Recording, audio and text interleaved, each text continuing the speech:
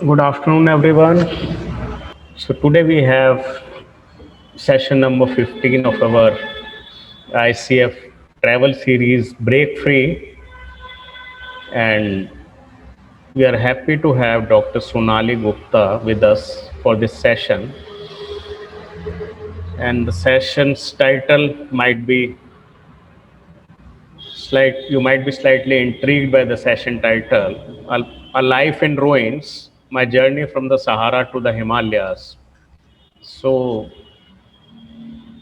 she's an archaeologist, so that should explain why she chose this title. And she is into so many things that it doesn't really seem okay for me to give an introduction. I leave it to her to describe her journey and let us know that other than the criminal lawyer thing with which she started her career, what all she has been busy with and what all she intends to do in future. And she will be sharing some interesting stories, some interesting initiatives that she has taken. And I can see some participants who were there last week when there was a session by the Himalayan Institute, and that was by Tulika Rani. So I attended that session, and I can see some. I'm happy to see some of those participants also attending today's session. So over to you, Dr. Sonali Gupta. A very good evening to all of you. I'm here in the Kulu Valley at the Institute, and as you can see, I'm wearing my sweater, so it's a little chilly these days. It was very hot, and owing to climate change and all of that, it's suddenly become very chilly again. So I'm here and I'm so delighted to have been invited on your forum. I Indian Copywriters for Copy Editors Forum, right? So a very big thank you to all of you for having invited me. And of course, as the title goes, I remember a long time ago when I wrote something on Facebook, my life is in ruins, and my friends, they all said, Sonali, don't be depressed. I said, I'm not depressed. I'm so happy. My life is in ruins and I love it. And that's the passion I come with, doing archaeology. And today, through a visual kind of journey, I will take you from, where I started and where I landed up, and that the journey is what matters. It's not the end or the beginning, it's how you take life. So I'll start on with that. So, may I have the permission of sharing my screen? Yeah, please go ahead. Okay.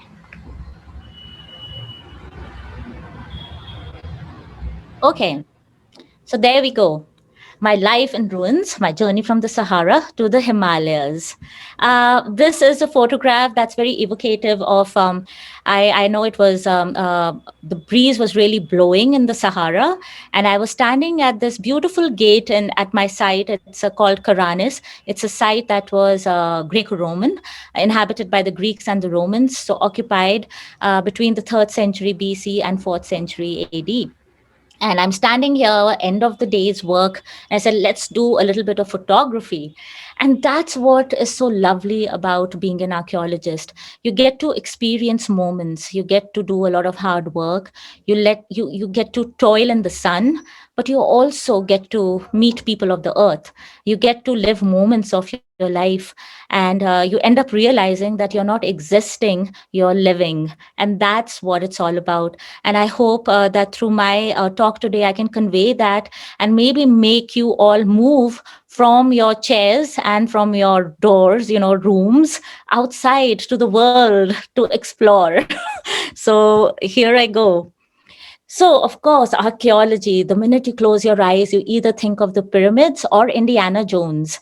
And of course, at my university, they would always call me the real Indian Indiana Jones. Yeah. And for that, I specially went to Disneyland to get an Indiana Jones hat to fulfill the complete role of Indiana Jones. So, over to that hat that I got. And here I am in Rajasthan under this big tree trying to find archaeological remains of the past. So a blank because I'll start filling it in now.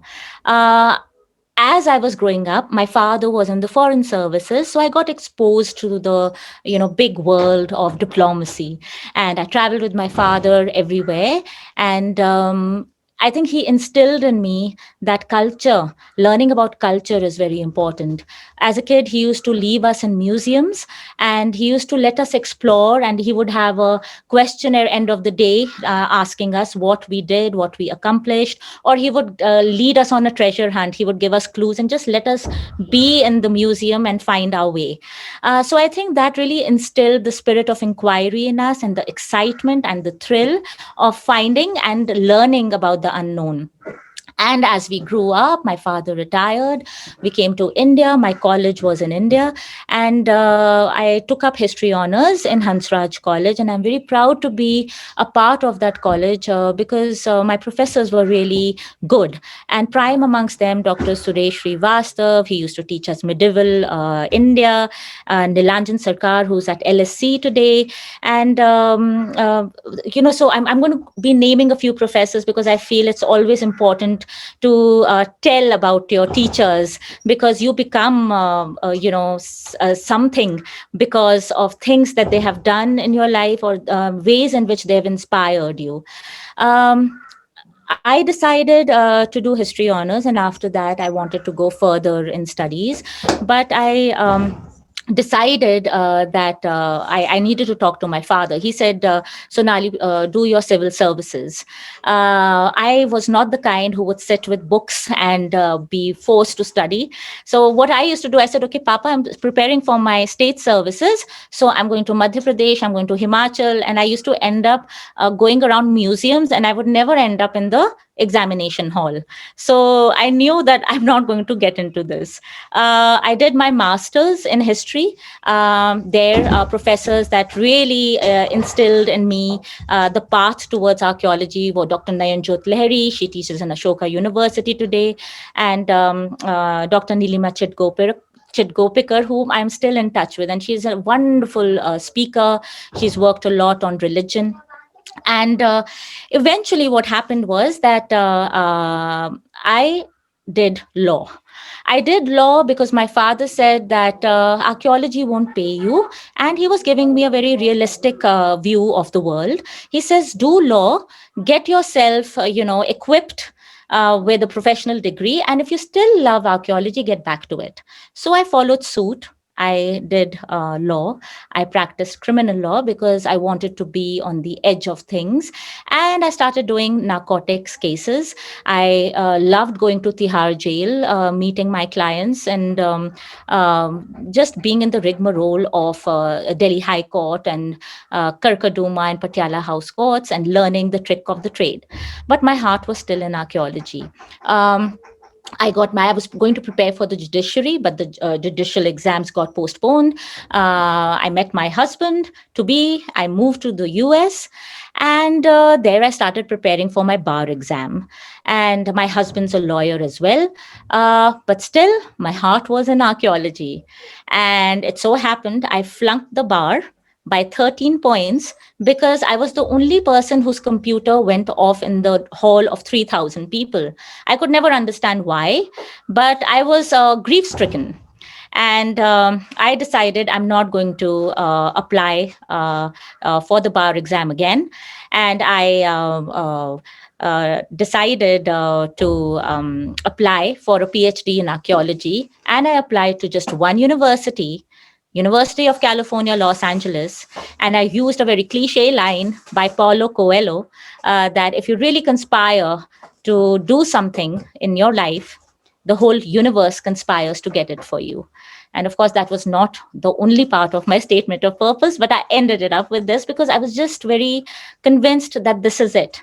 And I got selected, and that started my journey in the realm of Egyptian archaeology. And I was very lucky to have an advisor like Dr. Vilika Wendrick, who is the current director of the Coatson Institute of Archaeology at UCLA. So here we are. In Egypt.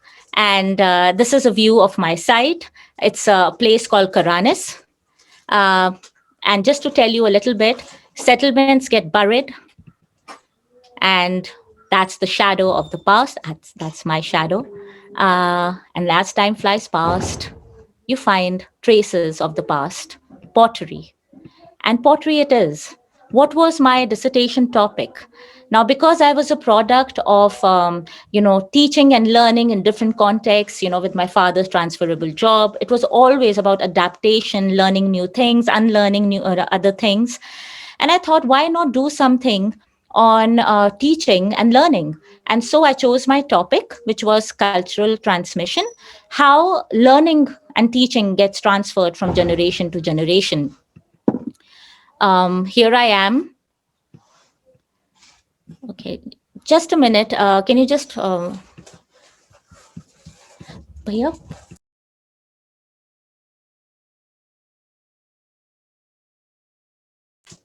Okay. Okay, sorry about that. There was some disturbance and I had to stop it because I was just getting too distracted. My apologies for that. So, archaeologists dig for clues. So here is a Google Earth image of a 60-hectare site where I spent almost a decade of my life completing my PhD. For me, this site is everything to me, everything that I've learned that has made me human enough to understand how change happens, how continuity, continues, and what is culture all about, and why do we look at the past? What does it tell us, about identity? For me, this is my, Karam Bhumi, as you would say. That's me exploring in the beautiful city of Amarna. And those of you who do not know, this is the place of the famous Tutankhamun. His father shifted the capital of the Theban kings to Amarna. And he was one who was considered a heretic king, somebody who swum against the tide. And I feel that's a very important part, of how we live our lives. We usually follow the path that has been laid down by others, a 9 to 5 job, doing things like paying bills every month. And that's important. That's a part of life. But the ones who actually go against the tide, I feel that they carve something different, something offbeat. And I'm not saying I'm doing it, but that's the fun of it. There's risk in it, there is a thrill in it, and you get to experience life like no other. You experience life to the fullest. There are highs and there are lows, and there are many lows, but you keep going because there is a sense of purpose. And that purpose is what makes us human. Because if we are here, we have one life. We should just follow our dreams, and everything conspires to get it for you. So, this is the before, and that's the after. The before is being parched and looking at the landscape, and after is being found and having water or Coca Cola. This is in the Fayoum. Now, the Fayoum region is very famous for a Victorian era archaeologist. Her name was Caton Thompson. And she would go in her Victorian car, Rolls Royce, and would dig up this landscape. And my professor, Willika Wendrick, she was very inspired by her, and she decided to work in the Fayoum. And of course, being her students, we had to participate in all of that. It was a Neolithic site. This site was about to be destroyed. And you see the pipes, that's where we made our transects to collect our samples. And it was a Herculean task because it was very windy. And all these little flags that you see, we were trying to kind of flag them with artifacts that we were finding, ostrich shell or arrowheads or things like that. And that is a part of a robotic total station. So we were mapping that out and trying to understand the cluster of artifacts, the density of artifacts, and answering questions about how things are situated in the landscape. How much do they move? How do they move? This is another view of Karanis, and that was the temple dedicated to the crocodile god Sobek. So they have the system of oracles. People used to come and ask questions, and we found, hieroglyphic evidence and ostraka, which have kind of letters, questions from people, and basic questions. When will I get married? Will I marry the person I love? When will my son come home? Will my property dispute be solved? So, problems that we face today are problems that were also faced in 3rd century BCE. And of course, the oracles, the religion part of it, they would answer through that god, the crocodile god, would answer through them. At this site they found crocodile mummies. They found a lot of wine, and we did residue analysis on the wine, and we got to know where it came from. So it's a very fascinating journey doing archaeology, because you have to know so much of so many things. You have to be adept at chemistry, physics, astronomy, and all of that. So archaeology is a very overarching subject. Here I am. This was my first year, and we always had policemen, hovering over our heads, and that's the policeman right here. And of course, with the added thing, they would always want to marry anybody they see. So that was one thing that we had to, worry about. But it was okay. It was not very, very invasive. And I'm sitting on a mound of pottery sherds, and my research was on how pottery skill was transmitted from generation to generation, and whether we can find markers of it in the archaeological record. So I spent a lot of time with potters, and in the process, I learned pottery making. Days were tough. We would have to get up at 3:45 a.m., load the cars, and at 4 o'clock we would be out, and we would travel 5 kilometers to the site, and then unload everything, and then make our squares where we would be digging. And this was a typical day with a total station, and everybody wondering, oh my God, where are we? What part of it do we have to do? Digging holes, and then going into those holes. This is a view of a threshold that we excavated of a room. This is from the Roman period. We found a lot of pig bones here, telling us that very high class Romans lived here because of their diet. We got to know that they were not the ordinary ones. Sometimes suspending yourself so that you don't fall into the hole that you've dug. So my workers were very entertaining. They would just hold me, Sonali, don't fall. And like I said, you dig the hole, and then you go into the hole, and then you dig yourself out. This was a Roman amphora that I found. We did residue analysis on that, and we got to know that it is from Italy. So that's what's fascinating, that objects that you know nothing of, they're broken, they're lost, you give meaning to them, you infuse them with life, you connect where it came from, who may have used it. And that's the fascination of knowing your past, of connecting with somebody you may have never met in your life, and you never will, but bringing them to life in such a way. And of course, and as I go, I'm going to just kind of share stories about my life in the Sahara. Here, I'm at the site of Abydos. And here I found two little children excavating. And I said, what are you doing? He said, we are excavating, in Arabic, of course. I speak Arabic because that's what I learned while I was in Egypt. And then I went to the dig house, which you see in the back. And the archaeologists who were supposed to be digging were snoozing. So, there's that level of unprofessionalism as well. But it was quite entertaining to see these two little village boys calling themselves archaeologists and learning a little bit about archaeology. And I feel that's very important. Not that they're digging it and calling themselves archaeologists, but that they're getting sensitized to what heritage is, that how important it is to dig and preserve your heritage. And that's why communication with the community is very important, sensitizing them. And I feel a lot of these conflicts that we face, you would not face them if you find common ground and you use archaeology for a better purpose other than divisive reasons. This is another place we excavated, and as you can see, there are different layers, right? So you have mud brick layers here, here, here, and you can kind of segregate what period they come from. And of course, with the vagaries of time, they're kind of the whole window is kind of burdened. Here I'm explaining my students that what layerings we are seeing and what is in those layers, how do we differentiate. So if you look at, if you are baking cakes at home, the oldest layer is at the bottom and the newest layer is at the top. So it's like a cake, right? So when you dig in, you're going deeper in time, and when you dig, you dig a particular period, a certain layer, you are looking at that particular space at that particular time period. So you get the time dimension and you get the space dimension as well. Here I am with my assistant, Mohammad Rafa. He has spent a decade with me. Literally, he's grown up with me in archaeology.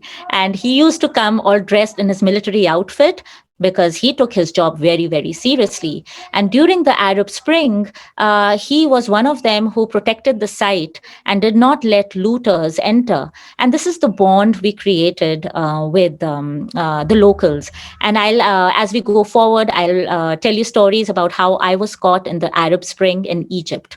And that was another very interesting time period that I spent. This is a typical tent that we lived in. This is Berenike. It's in South Egypt near the border of Sudan. I was stuck here during the Arab Spring. I think that was 2012, if I may not, I can't remember. It seems like a lifetime ago.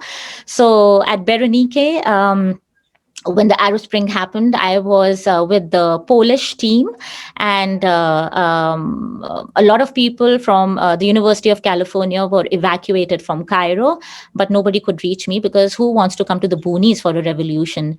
But we had our own stories there, and I'll tell you all about it.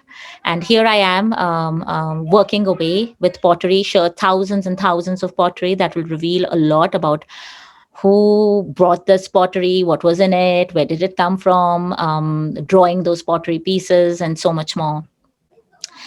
These are potters I've worked with in Egypt. They're lovely people. They open their homes, they open their hearts. I'm still in touch with them. And without them, my dissertation wouldn't have been possible. Here I am merrily using my lens to kind of study pottery. This is an Egyptian amphora. We find these in Kerala as well, telling us that there was trade between Egypt and India. And of course, stacking them all up in boxes. And I'm a proponent for using cardboard boxes instead of plastic. Earlier, I used to use plastic in the side, but then what's the point? You're leaving your traces. So I kind of started, okay, what should we use? I started using shoe boxes. Here again, I'm with the potters, just spending my days with them. They would make the hookah. And of course, I didn't want to be a passive smoker. At one point, I was expecting a child, and I had to literally tell them that, do you want my child to be stupid? Because if I'm inhaling all this smoke, what will you do? So they threw their smoke and they threw their hookah outside just because they didn't want to hurt me. So they're wonderful people. Here again, I'm looking at cooking pots, and it's called a late Roman 7. And you would ask, how would I know that? Well, that's what I've studied. So I can actually look at pottery and tell you what it is all about.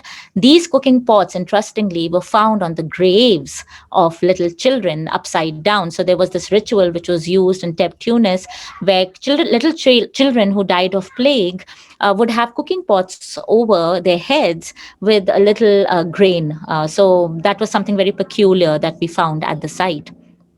And of course, there were moments of leisure where we would just act as, the typical Nawab and having grapes, dangling in the oasis. And going to places like Karnak Temple, which if you want to see, it features in that horrible, horrible film, Bollywood film, Singh is King, where Akshay Kumar and Katrina Kaif are seen dancing around these massive pillars. I don't know who gave them permission, but a very bad use of a beautiful temple. And here we are, my friends, fellow archaeologists at the site of Amarna, acting as pillars, because this is where they had found pillars of the pharaoh pharaonic period, so we are kind of acting as pillars ourselves, maybe to feel how a pillar feels. This is an indigo cloth that we found, and interestingly, this I'm showing this cloth because this was found in the Fayoum, and it had cumin seeds tied in it. So it tells us that indigo, of course, comes from India, and a person had tied cumin. So who knows? Maybe the person who had it was Indian who came to Egypt. This is. Can anybody tell me who this is? This is Nefertiti, isn't it? Yes, she's Nefertiti. So here I'm at the Amarna dig house. And this is the place where Nefertiti's bust was excavated. And of course, she's now found in Germany in the museum there. And a lot of conflict is there between Egypt and Germany because the Egyptians want Nefertiti back and the Germans say no. And this is a problem with even India's heritage in the British Museum. So, those things go on, how to repatriate all our heritage back to us. This is in the streets of Cairo, where you see the new juxtaposed with the old. As you can see, hieroglyphics, the post and lintel kind of architecture with Arabic, right, in modern times. This is the coffin of a little child that we found. Here I'm on a wheelbarrow. Some fun times looking for skeletal remains in the desert. Finding a cemetery, a Greek cemetery, and finding a foot, mummified foot with some kind of linen. And as you go forward in the Greek and the Roman period, mummification became less and less elaborate. And if you have any questions about mummification, please let me know. But these are the sites that you see, and you have to understand that Egypt has excellent preservation. You find a foot here, a head there, and it's you really have to be tough to encounter these things and kind of put them all together. And of course, you find skulls as well, and they smell, but you have to give regard to the dead. So I personally do not like digging the dead because I feel they're there to just be buried. But of course, for understanding the past, you have to deal with them to a certain degree. Can anybody tell me who this is? No. Take a guess. The most famous of them all.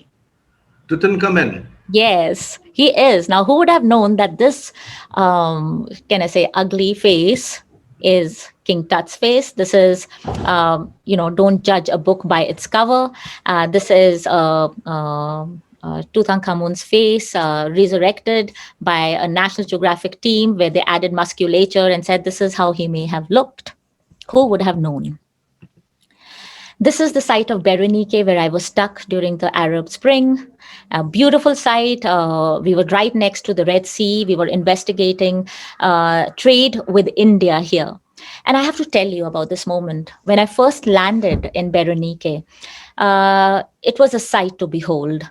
To know that my ancestors have been walking at that site thousands of years ago, trading, was a feeling that I cannot explain. We found, and this has happened in the past, my own director of excavations, she found 2 pots filled with pepper in the temple at Berenike. And during those times, during the Greco-Roman period, pepper was more valuable than gold. That was the value of pepper. So finding that and knowing that Indian traders have lived here and now I'm here to kind of walk on their path was a feeling that I don't think any lecture or anything can do justice to that feeling. Here I am going on the wheelbarrow, washing my clothes. We used to get a ration of water, and one of my friends, he loved me doing that. So he, on his book cover, he was with me in the Arab Spring. And okay, it's 2011, not 2012. So the Arab Spring was in 2011. So I'm on that book cover. And here are the Ababda people, the natives of the desert of the Eastern Desert. They are the true inhabitants of the Eastern Desert, and we used to spend time with them, have coffee with them, green cinnamon coffee, and listen to their stories, the ones they sung. And we even planned an escape that if we don't get any food, we'll start fishing and then let's swim to Yemen. But then I would need some male escort because I can't come to Yemen without a male escort. So we were all already planning our escape. And it was a wonderful period. We really bonded well. We saw the transformation of a Pepsi bottle, into luxury because we were not getting any supply. So we started saying, oh, whoever digs something interesting will get a glass filled with Coca-Cola or Pepsi. And that was luxury for us. So times change, for us during the pandemic, we have realized that life can change just like that. We would have never imagined this time to fall on us, but it did. So we have to be wary that life cannot be as it is all the time. There can be big changes, and we have to be ready to embrace them all, right? And of course, no excavation is complete without washing. This was our tent for taking a bath every day. Washing our clothes look something like this. And of course, I have to talk about toilets. We have to improvise toilets and be very clean about them. I have a funny story to tell you that in TEP Tunis, we had a director who would not let us go in the middle of the night. He would say, no going to the restrooms after 8 o'clock. And when I first came to the excavation, I said, why is that? That's so cruel. So apparently there were wild dogs and he feared wild dogs pouncing. So he had made this rule and it was so dictatorial. And finally, he was from Italy. So we called him Mussolini. Never tell him that, but that's true. And this is on my way to a site where we had an accident. My vehicle toppled over and I thought I was dead. And I looked up and I said, oh, heaven looks like Egypt. And then I realized, no, I'm still alive. I'm okay. And well, that was it. I said, I should just click a picture in the middle of the road commemorating this moment where I thought I had died. This is the tanker that used to come every week to give us water. It did not come for 2 weeks during the Arab Spring. So we were without water. So we were very, very worried that what would happen. But it all went well. We used to have wild camels come to our tents and just look at the landscape, how beautiful it is. And at night, we used to look at the starry sky and we could see the Milky Way. And we realized, that the ancients were so much in tune with nature. They were so much in tune. They knew so much about everything. And we have lost all of those bearings because of our quest of living a modern life. And I feel there's so much to learn about the past and live a modern life, but not do away with the past. The past is so much a part of the present, There's relevance in the past, and we have to gain insights of what our ancients learned and how they incorporated it into their daily life and how we can make our lives better with that. Here I am on my donkey. I have another tale to tell about the donkey. I used to think, so I had named it Ramu. And I came the next year and I asked this guy, Muhammad. Now, everybody is a Muhammad. I don't know. He's Muhammad number 102. I said, okay, where is Ramu? He said, oh, she had a kid. I said, oh, Ramu was a female? I never checked. So I named her child Dhyan Chand. And if you go to Egypt, and you chance upon a village where all the animals are named, Padma, Dhyanchand, and, I have a lot of other names. No, that Sonali was here. I named them all and they call them by this name. There's a story of scorpions. This is the child Horus. So as you know, there's a myth of, everybody would have known of Isis, Osiris, Set. So Osiris and Isis were brother and sister and also married, and they had a child Horus. And Horus... this is known as a stealer. So when children were bitten by snakes or by scorpions, or they had some poison in them, they would go and put water and then drink the water. So it was a ritual they did. So scorpions were venerated in ancient Egypt. And the way to know that this is the child Horus is because of the lock of the hair coming on the side. So that's a signifier that this is a child. So, in my tent not in Berenike, in a place called Teptunis, this was my tent, the typical archaeologist kind of environment. There were scorpions, and scorpions are a real threat in Egypt. But I made one into my pet. It's a white scorpion. I used to take it out for a walk every day. My workers were very worried for me. So on one occasion, when I went to Cairo and I came back, they put it to rest in acetone and it died. But what did we do? We took out verses from the Book of the Dead and put it in a glass kind of container. And if you ever go to Cairo, go to this hotel in Cairo called Garden City. And my friend has this mummified scorpion on his desk, and there it lays to rest. Maybe someday it'll come back to life. Um, those are my cooks in Teptunis. This was a French excavation, and I have to tell you, the French know it all. You ask for cappuccino, Turkish coffee, or poulet, or whatever you want, you will get it like this. So that was the charm of working in a French excavation. And of course, at my own site, I had this burly policeman, and this particular person who's in this traditional attire called the Galabia, his name is Gumma, which means Friday. He's no more. He died because a wall fell on him. And I do have to say a few words about him, that he was this incredible person that when the market was closed, he just had to make tea for me every day. And on one occasion, there was no sugar. He went to the next village, which was an hour away by bus, to get sugar for me so that that day I could get tea. And these are the kind of bonds that you form when you work with people at their level, not as objects that need to be studied, but as people who are a part of you. They are very conscious about litter, so they carry their bottles and they carry all their garbage along with them. I think we need to do that too. Maybe in our cars, when we go for weekends or we go for outings, we should get our garbage back. We got to explore a lot of caves on the way. This is a nomad, a Bedouin, and we found a skeleton inside. So we documented that. And that is my journey in Egypt. So once I finished my PhD, I got a fellowship, a teaching fellowship, a pedagogical fellowship. Then I became director of programs. Then I was taken in by the Department of Anthropology, and I was teaching anthropological and archaeological courses. And I resigned in 2019, December, because I wanted to start my own dream. My own dream was that I had to be parched enough to be in the Sahara. I got parched enough to come to the Himalayas. I do not belong to the Kulu Valley. My mother is Himachali. She's from Sirmaur, and my father's from Kashmir. Now, because of family matters, my father, he expired, and I took it unto myself that I need to take care of my mother, who was suffering from cancer. And I decided the year my father died, I started the first non-invasive archaeological field school in India with my colleague, Dr. Parth Chauhan.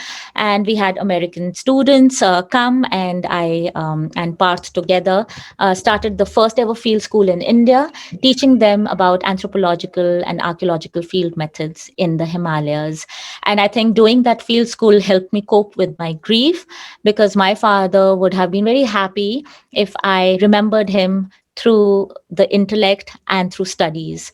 And with that, I started my journey in the Himalayas. Yeah, the Himalayan Institute of Cultural and Heritage Studies. I established it last year, January.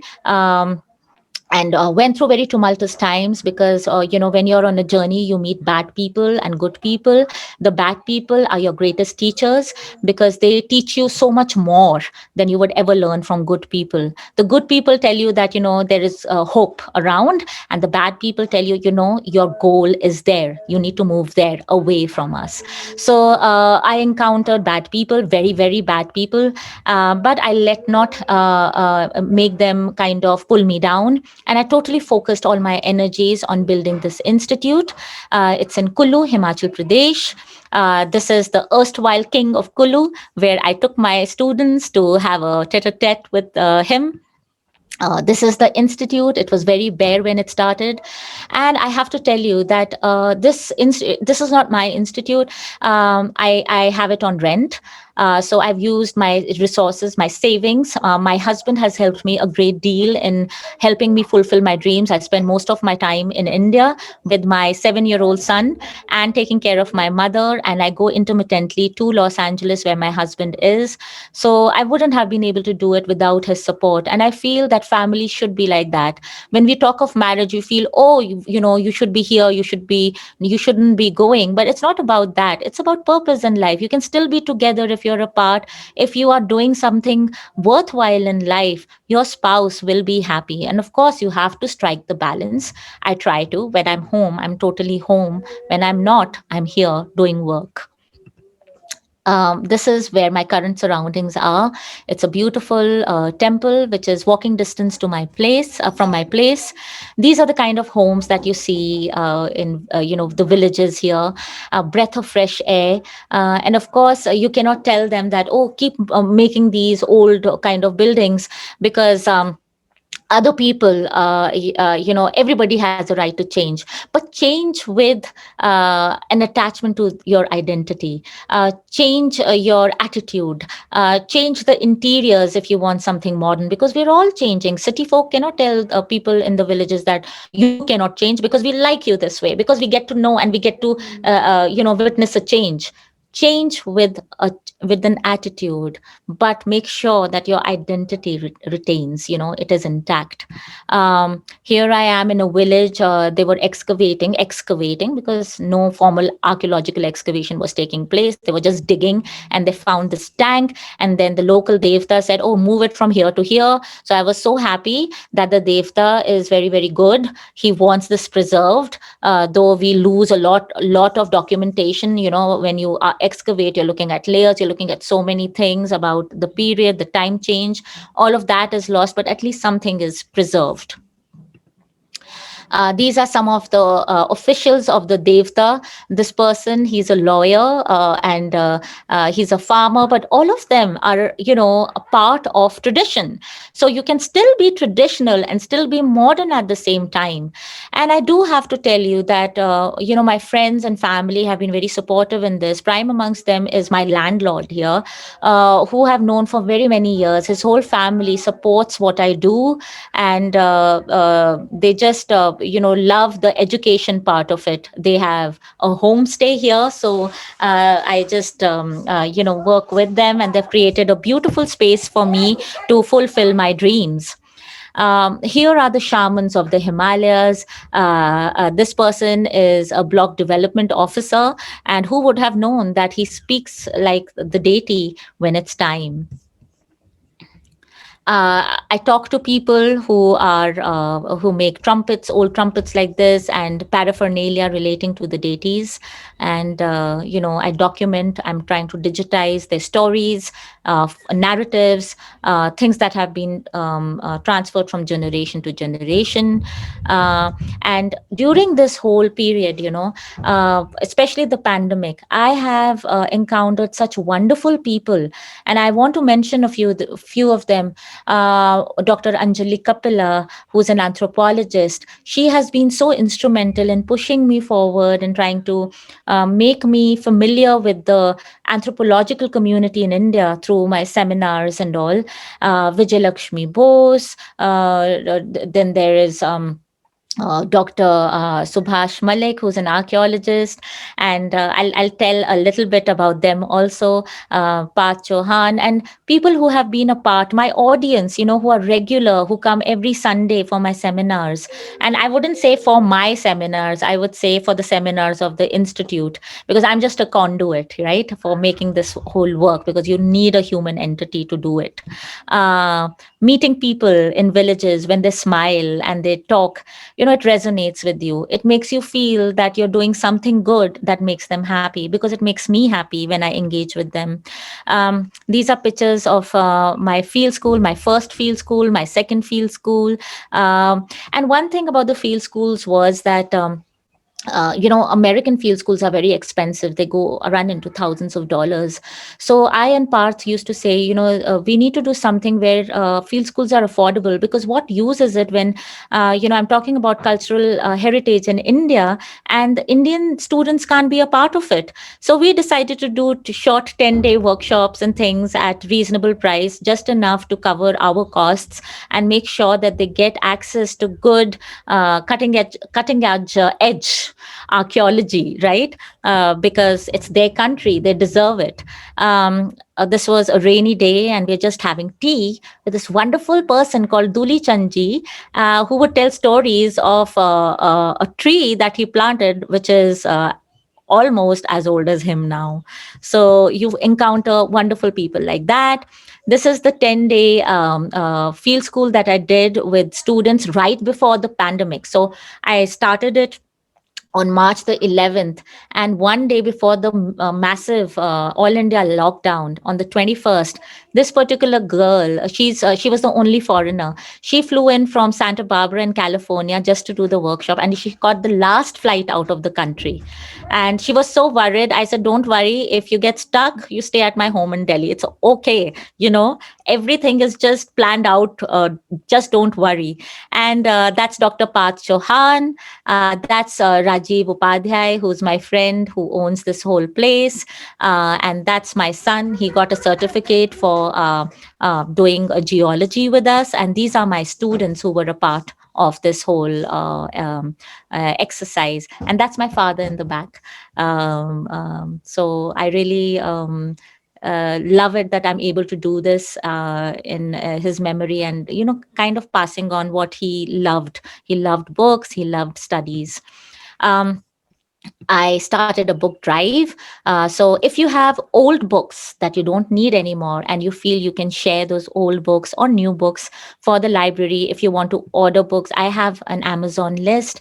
I would be happy to share. But again, it's not about getting new books. It's about getting good literature, which can be shared by researchers who care about the Himalayas. And there can be any title: history, archaeology, art history, geography, but it has to be about the Himalayas.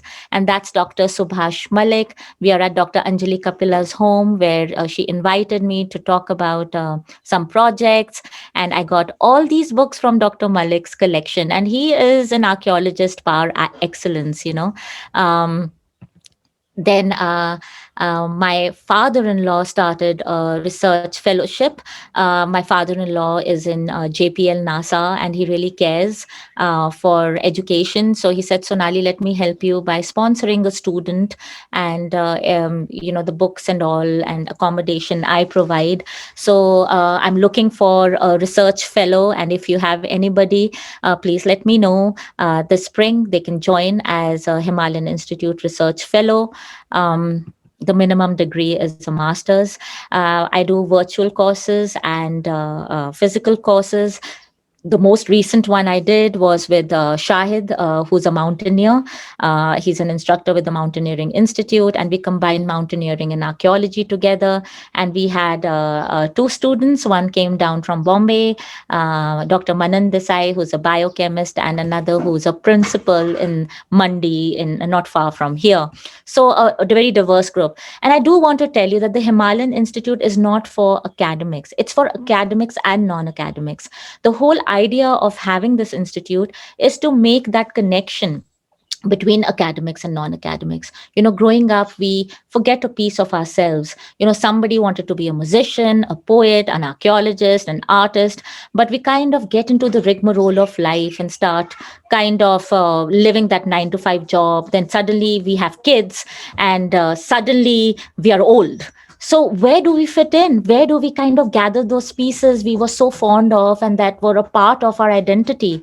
I feel that having the institute, I can provide that platform where you can come, engage, do courses Okay, so for me, education is a must, knowledge is a must. So if you come here, you can stay at Rajiv's cottages, my friends' cottages, while I teach and I curate courses, and you get a certificate at the end with the feeling that you have done something substantial, something of purpose. You can be a part of it also. I started a volunteer program where I called an artist for 3 weeks and I took care of his boarding and lodging while he made wonderful art on the Himalayas for me. And he just called me yesterday. He wants to come back, but I just need to earn a little more to save a little more so that I can sponsor him again. I told you about my Sunday seminars. Usually they happen at 7:30. We've had 50 lectures. I'm not having one tomorrow, but I'm starting again next week. So down the line, we have a lot of scholars from all over the world who will be using this forum. You can see our YouTube channel for we've had William Sachs, Peter Van Ham, Ian Baker, Dr. Anjali Kapila, Janvit Sharma, and so on and so forth. So many wonderful stalwarts in their fields who have shared their knowledge with us, which is free for all. I'm also starting a journal of the Himalayan Institute of Cultural and Heritage Studies, which is going to be published from the Netherlands. My friends who worked with me in Egypt, we are going to have the first 12 articles published this year by October, both in the Netherlands and in India. I joined hands with an NGO called Sanskriti with Jogendra Rohila, whose dream was to have libraries all over 100 libraries all over India. I'm the 75th library. So he sent me books for kids.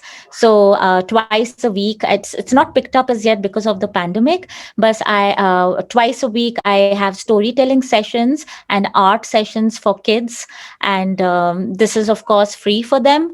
I want them to get sensitized and proud of their culture and a place where they can just be free and express themselves and know that there is a haven. It is a haven. It's surrounded, by beautiful mountains where they can come and express themselves without worrying about hovering parents or hovering teachers or what is right, what is bad, but they can just come and be themselves. Um, Again, bonds are formed. This is a photograph from just the previous workshop. We are teaching and learning how to map and navigate the Himalayas. This is the institute. Like I said, it was bare in the beginning. It's filled up now. This is the classroom. I have it in a very vernacular form because I really want people to sit on the floor. And those who have knee problems, I can provide chairs for them. But the whole idea is sit on the floor and feel the feel, right? This is my tea section. You can have tea here. Views, and this is the library. I saved my money to buy books, and now, like I said, I started the book drive because I don't have my US salary anymore. So I really have to be very frugal. This is how the institute looks. That's my mother sitting here. Those are paintings that were made by our visiting artist. And these bottles, my son and I, we painted them and we hung them and we call it the Tree of Life. And I also have another place, the Himalayan Residency, which is a place for scholars, thinkers, people who really care for things that matter. So it's not a hotel. It's very reasonable. I charge 2,200 a night. That's it. You have the whole cottage to yourself. It's got a little kitchen. And this is how the room looks. And I painted it. I painted it green because I like that color. I mixed a lot of paints in that. And it's a very quaint little cottage. I just love it. I got it carpeted and all. This is how it looks from within. And the final is the painting done by me on old trunks that were just lying aside. So this is my email if you wish to contact me, sonaliga@ucla.edu. Follow us on Instagram, Himalayan Institute Kulu, Facebook at the HICHS, and YouTube. So you can see a lot of videos. I'm a very Facebook person. That's my way to connect without paying for advertising. So I love that there is a place where I can connect with many people. And if you want to be connected, you want to be a part of the WhatsApp group, because I post everything on the WhatsApp group. There's not much chitter chatter except about happenings at the institute. You can be a part of that. And that's about it. That's my journey of archaeology so far. And I recently got permission from the Archaeological Survey of India to explore and survey this area for the next 3 years. We've also got the Mahabharat project with Delhi University. We'll be having a seminar for 3 days sometime in April on the Mahabharata and the chapter where the Pandavas come to the Himalayas, and so much more. The fellowship has started, and I'm really excited about the future. Like small steps. I have 2 workshops, 2 courses, field schools in the summer with the Institute of Field Research, and a 2-week program focused on wood and architecture. These are our American programs. And of course, I keep doing small courses like iconography, secular architecture, sacred architecture, Egyptian religion. I do that virtually. I have 3 sets of courses: Lower Himalayan, Middle Himalayan, and Higher Himalayan. Lower Himalayan 3-day, Middle Himalayan 7-day courses, virtual.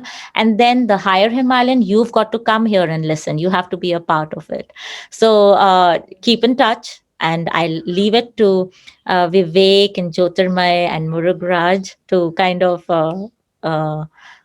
do whatever they do next. So I'm done, and I'm open to questions. Yeah, thanks, Sonali. It was wonderful listening to you. Like, just amazing. That's what I will say. Like, you have so many interesting stories, and you are like so full of life. And because there is a purpose that you are fulfilling through the institute and through your friends and through your family. Thank So, you. Thank you. yeah, Oh, Jyotirmaya is asking something. You have to oh, respond to that. Borneo part, quickly.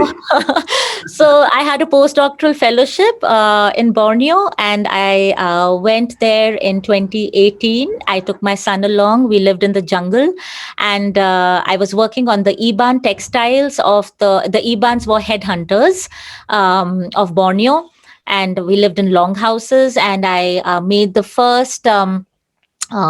Oh God, I'm so lost. Database. Yeah. I made the first database of textiles of the Iban people as a postdoc. And that's how I went to Borneo. And of course, I've spent my childhood in Indonesia.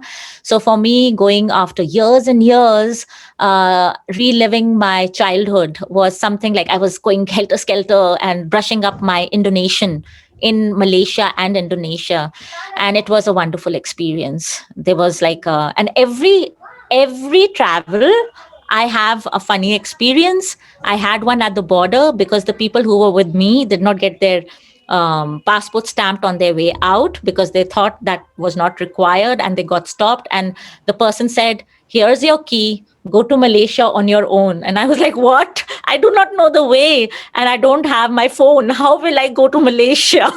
So I've encountered situations like this, but they've made my life filled with stories. And I know that when I become a grandmother someday, I can sit on my rocking chair at the fireplace and just talk to children and stories about the Sahara, the Himalayas, and everything in between. Yeah.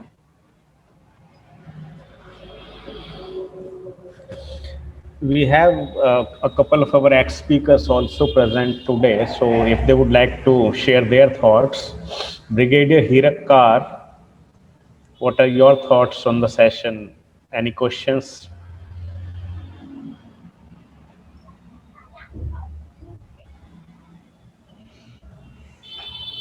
No questions really, but it was a beautiful narration of your life, of your work, and I think a lot of us, particularly me, I would have been very interested. I was in the army, I've traveled a lot, and I've seen a lot of places. I've seen the small places, stayed in the desert, stayed in the mountains, but I would have loved to be an archaeologist. That is after hearing him. Then everywhere you've been saying that, oh, it was so nice, so beautiful. I'm sure when you were there, it wouldn't have been so beautiful because I have operated in the desert at 55 degrees temperature, and nights were very cold, stars were very bright, the sky was very clean, but it is not very comfortable. We had to have onions and gur to look after us. So though you've been saying all through your presentation that the desert, this place was beautiful, that place was beautiful, life was good, I'm sure life is very tough. And while you were there, you must be thinking of going to California or to Kulu. You know, I do have to say, I sometimes we used to feel is raat ki subah nahi, that this time is never going to end. And especially when I was expecting my child, I was doing my final year of field work, and my advisor told me, Sonali, go back. I said, no, I'm not going to go back, and I'm going to be here. So for the first 6 months, I was excavating, and I was in Egypt. And it was tough. And like you said, it's very cold. My nose used to turn like Rudolph the reindeer. Sometimes we never got water. We used to get bread with the concord in it at times. But that's the beauty of it, that you embrace life in whatever form it comes. And what I remember of all of that are not the tough times. I remember all the beautiful times. And I feel that those experiences have helped me shape who I am today. And whatever tough times come my way, I kind of handle them with grace. Of course, I go through the ups and downs, but it has made me strong. If not stronger, but strong and strong. And I remember the good times. Actually, the tough times are the beautiful times. And there is a saying, I don't remember what exactly. Tough times never last, but tough people do. Right? Yeah. That is one. The most beautiful thoughts are those which remind you of your saddest days or something. That's saying like that. So the tough time that you've had, I'm sure you'll always remember, and you'll cherish them as you remember as you age. Yeah. And so I want to share that, my toughest time that I can remember was when my father died in my arms, and I did all the last rituals for him. And what crossed my mind was, Sonali, you study material culture, and this is it. This is it. And I learned that all the rituals that I did were telling me to now be detached be attached in a detached way and let go of materiality. And all those rituals, I understood Hindu rituals from very close quarters. And I documented the whole process for my own self. And when I do teach my students about the anthropology of death, I give my example of what I experienced as a person who was grieving. So that was tough, but I tried to learn from that. And like so many others who experienced death from such close quarters, it just made me strong. And like I said, I coped with doing what I love doing, and that's the best way to cope with tough times. Do what you love doing. Never stop doing what you love doing. Vivek, I think you should this group of ours, we should make a trip to Kulu and be with Dr. Sonali Gupta for a couple of days and do a course. 3 days Yes. course. Yes. I think it will be time worth spending, and it will also take us away from the heat of Delhi. And plus, we will have interesting stories and knowledge transfer and education also happening side by side. So, And bonfires. yeah, Yeah. So I want to share that, when I was, I think when I had finished my graduation, I applied for the ITBP course, assistant commandant, and I failed in the second round. So yeah, that's my memory. I did want to join the army at the army at some point, but I was so horrible in math. I still am. Vivek, Dipti has a question. yeah. Deepti, can you please unmute yourself? Vivek, I'm in a slightly noisy place, so that's why I typed my question in the chat Okay. box. Okay, I will read it. I wonder how a passionate archaeologist like you feels about the somewhat cavalier attitude of our institutions mandated with protecting our cultural heritage. So, with the Archaeological Survey of India, they're doing good work. Funds, when a developing country like ours, heritage cannot be the number one thing.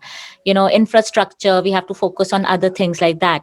Having said that, I do need to tell you that, having started something very alternate in terms of archaeology, a lot of people have questioned. They say, oh, Sonali is always on social media, this, that, or maybe I'm not doing something serious. They ask me, oh, are you registered? Are you a government entity? And I'm like, no, I'm not a government entity.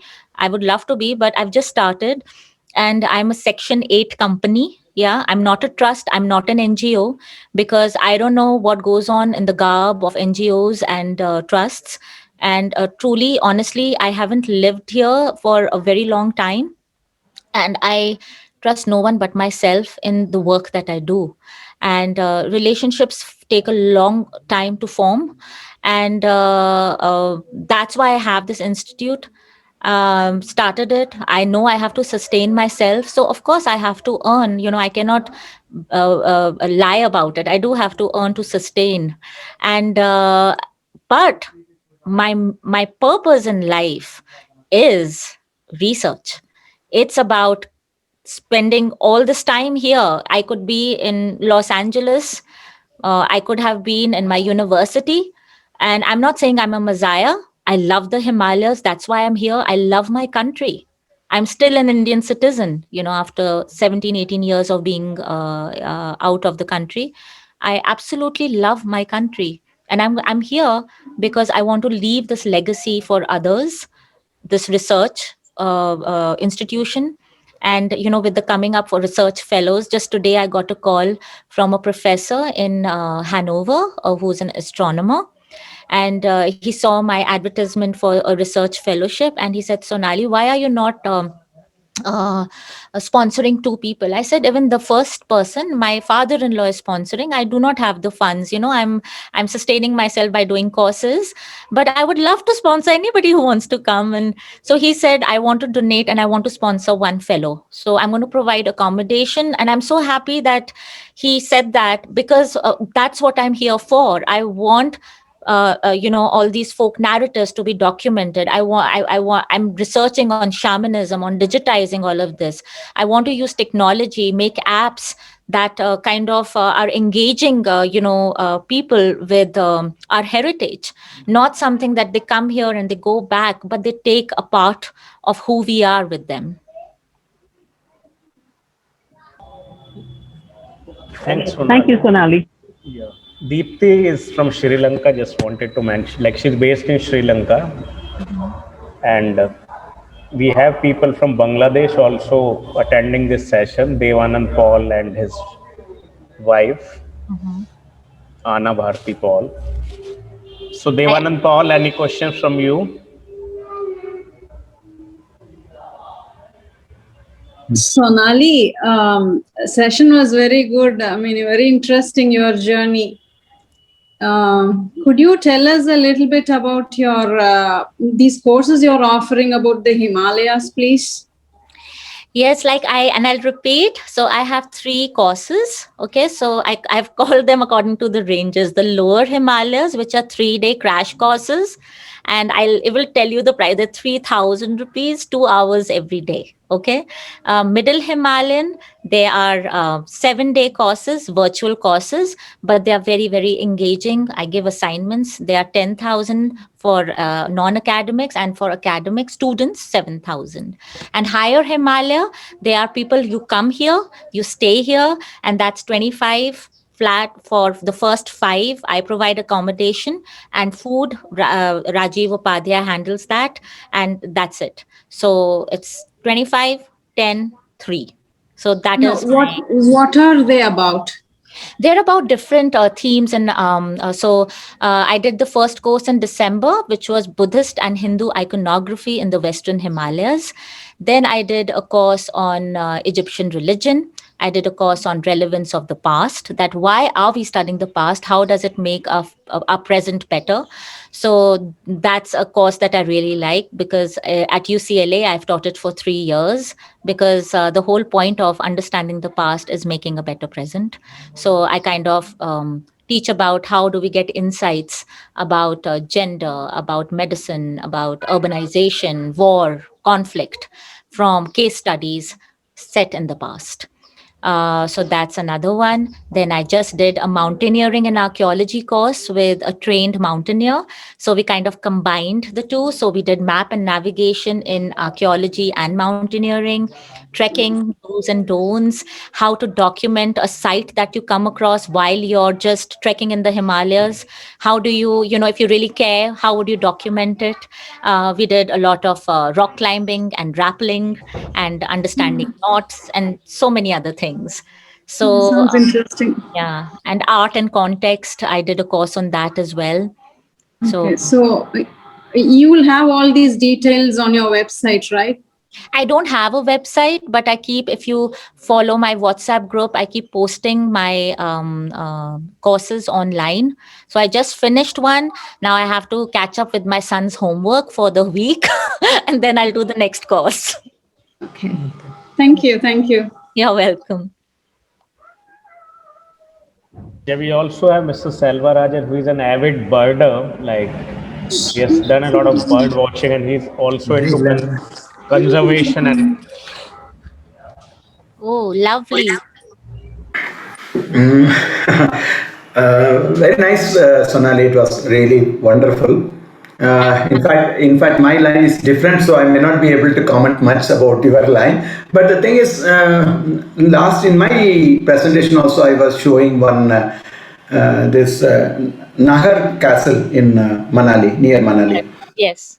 The one architecture which you were showing, in one of the slides, the same was there in Nahar Castle. That is two lines of stones in the parallel line, and above that there is a wood. I was wondering how it is able to withstand the climatic conditions over a long period of time. And probably you may be able to throw light on this one. It's very really, if you go to South India, you will see a lot of, structures which are standing for centuries together, but they are all built on different kind of, stones. This is something different for me. Wood, how it's able to sustain itself between the rocks, stones which are put inside. I have seen in one of your slides that 2 rows of stones were laid, and after that there is one wood. Then again there are 2 lines of stones. How is it possible? Just I would like to know. The architecture is called Kaat Kuni, Okay. upward and Kuni corner. So the way they're laid out is kind of, so they're narrow in the bottom and they're broad on the top. So not only here, you'll find them in Afghanistan, Central Asia, northwestern Pakistan, this whole area, because of the seismic zone.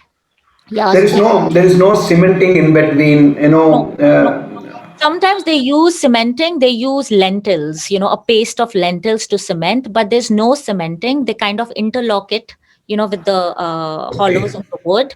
And it's when it sways, so the bottom part, the plinth is very strong, and then this is made, and it kind of can withstand the tremors of the earthquake. So it absorbs the shock waves. And also the wood. So most of the homes that you see today, they're like almost 100 years old. So the wood is very it's free of pests. And also, if you see the sacred architecture of this place, they use deodar wood. So deodar wood or Himalayan cedar is resistant to pests, right? It's very Right. fragrant. So only the best get to use it. And who's the best? The deities. The Okay. deities of Himalayas. Yeah. I think you mean to say that it will sustain itself for centuries. Not centuries, no. And that is one question. So, there's a lot of people say, oh, the stone temples are very old and the wooden temples are new. And that's not true. The problem is that wood decays, right? Because, you have monsoons here as well. But I know that the stone temples kind of imitate, and they're 9th to 10th century stone temples here made by the Gujjar Pratihara dynasty, who were kind of when they held sway in the northern region, they kind of built their own style of Nagara architecture, it's called, the classical temples, here in the Himalayas in a miniature kind of version. And when you see the engraving in these temples, it kind of copies, imitates wooden things. So it kind of tells you that wood comes first, and these come later. There's some wind chimes, and my students and I, we found that the typical motif on shawls and on caps that you find in the Himalayas is actually the floor plan of a Shiva temple not far from here. So if you come here, I can actually show the floor plan, which has become an identity marker for the people of Himachal on their shawls, and nobody knows that. Okay, we will definitely come because we quite often come to Mr. Murli is also there in this group now in this session. We used to come there to have a look at the birds, but we quite often see the natural places. Basically, this archaeological places like sometimes we come across bawlis, what you call it, water body wells.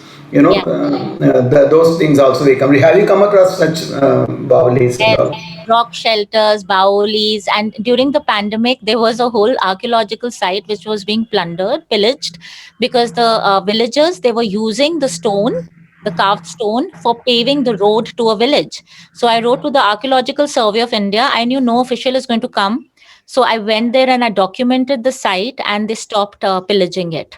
So you do come across archaeological sites. There have been no excavations here at all. So I'm very happy that now, because of my presence here, villagers kind of reach out to me.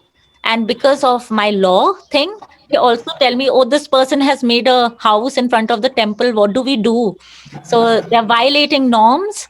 So at least there's awareness that there is a person that they can go to. And I, as an individual, can contact the Archaeological Survey of India to do at least something about it. Thank you. About your bird thing, the property that I stay in, so my co-director, he was caught here during the pandemic, and oh my God, he has clicked so many birds here. So many of them. Yeah. And we were thinking of publishing vintage kind of book, where instead of we have on one page paintings of the birds from the photos that he's clicked with context. Okay. And make it like a coffee table book, because there's so many books about birds, but something with a little difference, where we talk about context of what birds mean to the people here. Right. Sure. Good. Yeah. Thank you very much. Thank you. So Sonali, maybe you should go ahead with that coffee table project. I think it would be nice to see those photographs and paintings in print. Yeah, maybe you can come here. Whoever wants to be a part of any project, I would love to have you on. Like I said, I have this volunteer program also, and in different ways. I just want good people to engage with the institute in whatever capacity, if they can. So I would love to have anybody who wants to be a part of this thing. Yes, sure. We will certainly come. It's so, because the place is so inviting and the activities are so engaging. And I wanted to mention about our next session, which is about third culture kids of nowhere and everywhere. That's the title of the session, and the presenter is ICF member Indu Guzman. She's based in US, and tomorrow we have a session on personal branding by ICF member Ganesh. The title is Personal Branding for Tortoises. So that's going to be very interesting, because this is something that we actually ignore. We need to brand ourselves. And you mentioned you don't have a website right now, but I know you must be working towards it. It's essential. And so if tomorrow you can find time, please do attend that session. And for the rest of the audience, if they have any question, any query, any feedback, any comments, they are welcome to unmute themselves and ask the question before we end this session. I think your topic for tomorrow is very interesting because I find my son going through it. He attends school, Indian school in the morning and American school from 10 to 11 at night. And he tells me, Mama, how come everybody gets holidays and I never get holidays? I said, just when you grow up, you will know, and either you'll kill me or you do something. That my mother never gave me holidays.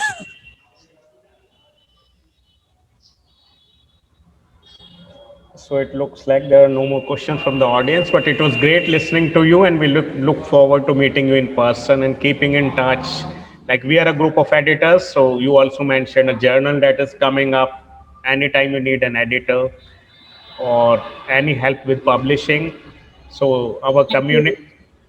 our community would always be there to help out.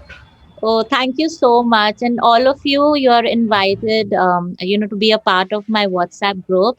And I think Vivek ji and Jyotirmoy and all, and Murug Raj, they can share my WhatsApp number. And if you wish, you can be a part of the group so you can be updated about projects and courses and follow Facebook and Instagram and all. Twitter and what is there? LinkedIn, everything. Just follow it. Yeah. Yeah. Abha, we can have a comment from you, although you joined late.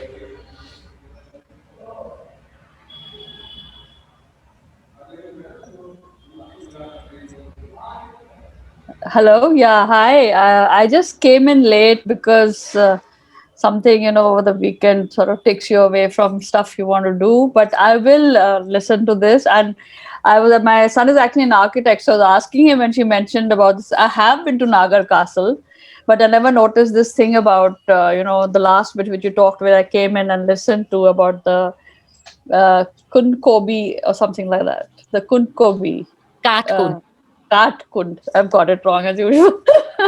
But he knows about it. So I sort of just mentioned, do you know of this? And he said, yeah, of course. I think because they study all this. But it's very interesting, all this, how architecture of the olden days and how our own architecture today is so very different. And also the fact that you're doing these kind of retreats. I'd love to come there and at least sit and write because I'm a writer and I need space like that. I don't know where your setting is, where exactly in Manali it is, or where is it in the Himachal?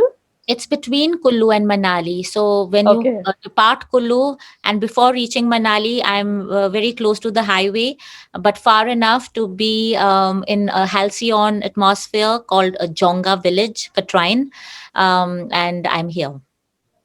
Okay, so we can look up the address or your number and call you if you ever want to try. I also caught up about the course, like you said, like there's one for 3,000 rupees, which you said is an introductory thing. Yeah. And that is for how many days? Like when 3 you hold the days. session? 3 3 days, days. 2 hours every day. Then the 7th Okay. day is 2 hours every day. But there you have to do assignments. And it's like presentations and assignments, homework. Everybody dreads homework, but I do give homework. But the whole idea of doing courses is just not listening to me because Yeah. that's my profession. I can talk and talk and talk. But the whole Yeah. idea is to learn and apply. So I am a great proponent of application of what you Right. study, especially with Right. a subject like history, archaeology, anthropology. So I'm very interdisciplinary in my approach. So when people say, "Oh, what will we learn from archaeology?" I don't teach archaeology. I teach Okay. something which encompasses all of it. Yeah, it Yeah. sounds interesting. Mm. If nothing else, I'd love to come and stay there for maybe a week, 10 days, and just imbibe the atmosphere and sort of whatever. And yeah, if Well, you I'll come, I'll follow it up. yeah, Yeah, as I a just writing pottery, retreat. Yeah. yeah, writing Yeah. retreat, pedagogy, and I have a pottery kiln. Pottery. I Oh, want to start teaching pottery, and of course, having gone to Borneo, textiles. So, wow. You're so very varied, and it's wonderful to and also very welcoming. The look is so welcoming. One would very much like to come and stay there and be there at least for some time. I look forward to this. We're just waiting for this bit, Corona scare to still get. next train. But the good So part of the pandemic is that it has kind of connected us all to these little windows that we are able to kind of sit anywhere in the world and right. spend some time and realize that life is not just going to office or school or college. Very and much, that. very much. It's Yeah, about developing yourself and evolving as a better individual. yeah. Thank Yeah. you so much, Sonali. I wish I'd listened, but anyway, I'll connect because Oh, we keep traveling, and I'd love to once we do start it again. Whenever I'd love to sort of you're all come have a you're all look. Thank welcome. you If you so ever much. want to hold your copy editors for conference here, you can do that. I think we should do that. We should do that. I mean, I would love to come there and be a part of a whole session and a whole lot of people who are sort of having on the same wavelength kind of thing. It would be wonderful. Maybe Thank you so much. I can learn editing skills. I know how much of editing I had to do for my dissertation, and I never have been able to publish my dissertation. So I haven't just Oh, gotten the yeah. time to do it because my father's health, my son, my mother, so I many know things. we have so many responsibilities. Yeah, I yeah. think this is Vivek. Thank you for giving me the space to speak. Though I came in right at the end, but anyway, thank you so much. Yeah, thanks Abha, and thanks Dr. Sonali Gupta for sharing her experiences and for taking out time from a busy schedule for us. And you are into a lot of activities, so any help you require, we are all there, our Yeah. community. And And I want to share one last thing. And I just saw a Brigadier car here, so it just reminded me of that. So my father, he belongs to a place called Mirpur, yeah, which is in you can say Pakistan occupied Kashmir. And I learned about a few months ago that Alexander the Great met Porus in Mirpur. So I feel, when we talk about DNA studies, I'm like, maybe there was something in my DNA. Alexander went to Egypt and then he comes to Mirpur, right? And I went to Egypt and I'm from Mirpur and I'm here in the Himalayas, very close to the Bias, where Alexander left his army, right? So that's my tryst with history. So, yeah, that's an interesting connection. yeah. So So that's it. I wanted to yeah, share this. yeah. Thanks everyone. Have a nice day. See you tomorrow at 11 a.m. and see you next week for the Saturday session at 4 p.m.